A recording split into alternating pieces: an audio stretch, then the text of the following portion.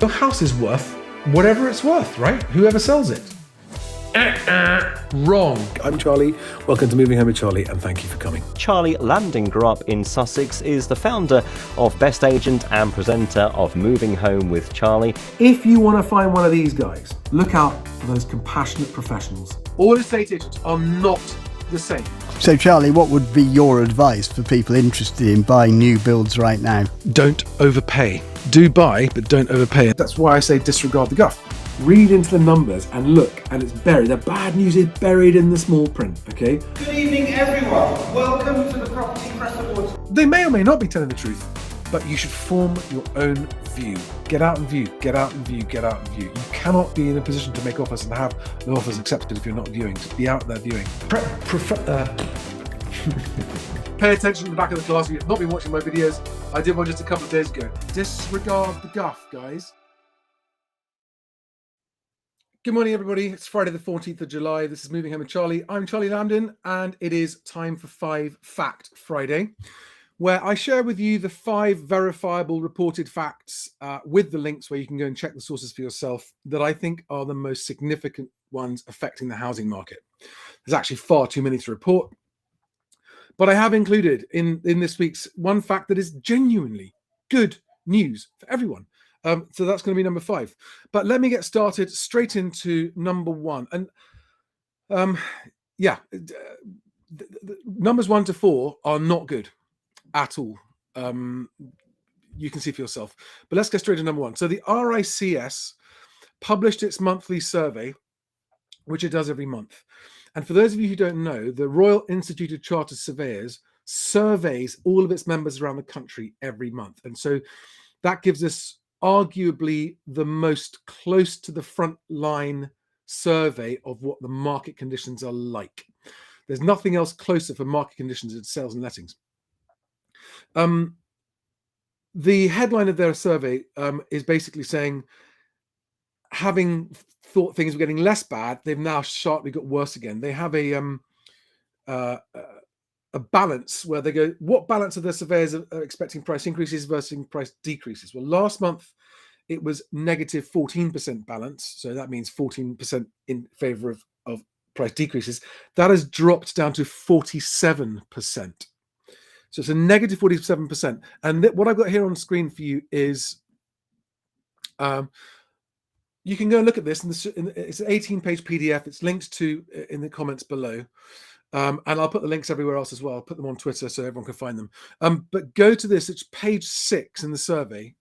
Because on page 6, you can see that the regional breakdown. So it's going to help you show what's happening and what the RICS surveyors in your region are reporting on the right-hand side. So every single region except for Scotland and Northern Ireland are reporting negative price expectations in the next 3 months.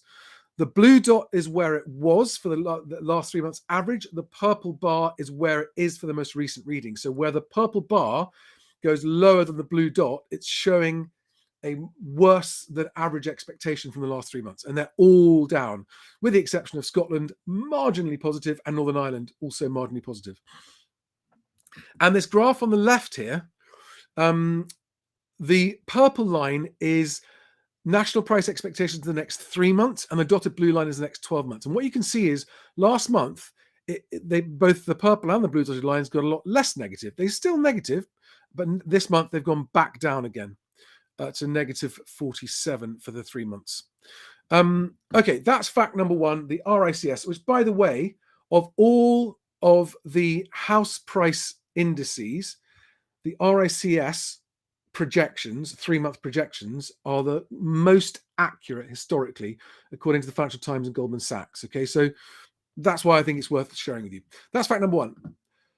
Okay, on to fact number 2. Sky News is reporting on the back of the Bank of England credit conditions survey this week that it's seen the biggest increase in mortgage defaults since 2009. That's it. You can, if you want, the links below, you can go and look it up, and you can look up credit conditions survey, Bank of England, if you want to see their details. Not going to go into the details there.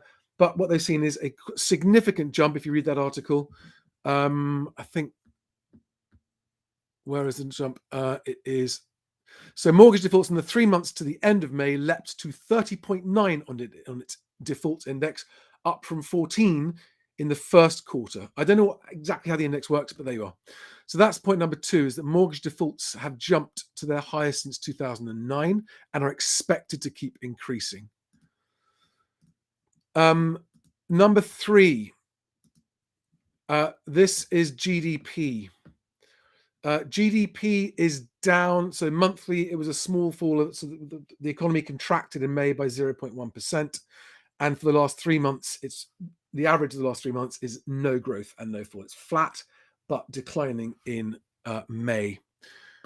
That's point number 3. Point number 4, I think, is the most worrying of all, which is the unemployment and employment figures. So this is a story out this morning on Bloomberg. All right. England's falling job advertisements ring a recession alarm. And this is the chairman of the biggest recruitment agency in the UK reporting this. And the numbers are that the jobs listed are down 24.4% in the 3 months to June compared to the same period last year, and 26% lower than the same time in 2019. And that's shaken the confidence of the company's chairman in the prospects of the UK. So the alarm bell is sounding a lot louder now than it was as the labour market's beginning to loosen. So that's job vacancies falling sharply. And then the ONS employment figures show unemployment going up. It's now up at 4% and expected to rise, all linked to below. And there's one more story on Bloomberg about unemployment up at a record pace inside of a cooler jobs market. None of this is good news. This is all bad news, right? Unemployment going up is bad news for everybody. Job vacancies falling is bad news for the country. But I'll leave it to you whether or not you think this is going to affect confidence in the housing market and confidence of people needing to move house. But that was point number 4, and that's the end of the bad news. I've now got 2 bits of good news for you. Point number 5, genuinely good news.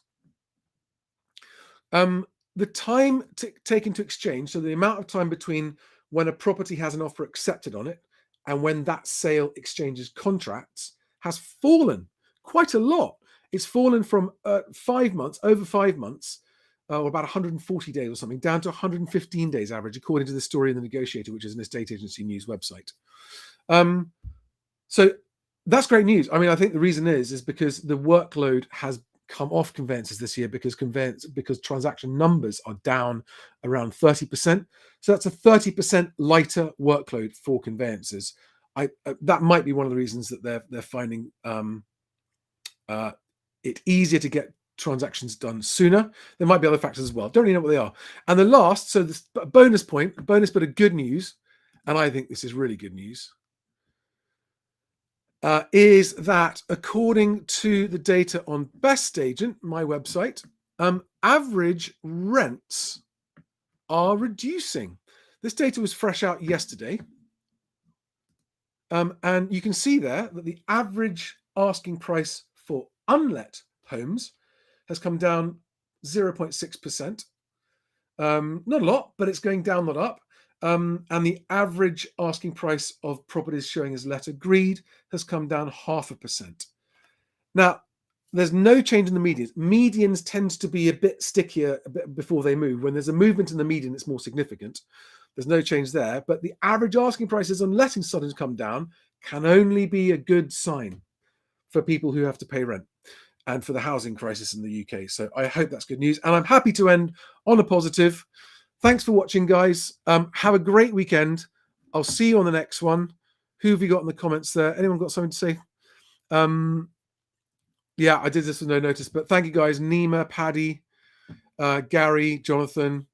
Great. Thanks for turning up. Have a great weekend. I hope that's helpful for everyone. Thanks, guys. See you tomorrow. No, not tomorrow. The next time. Bye-bye.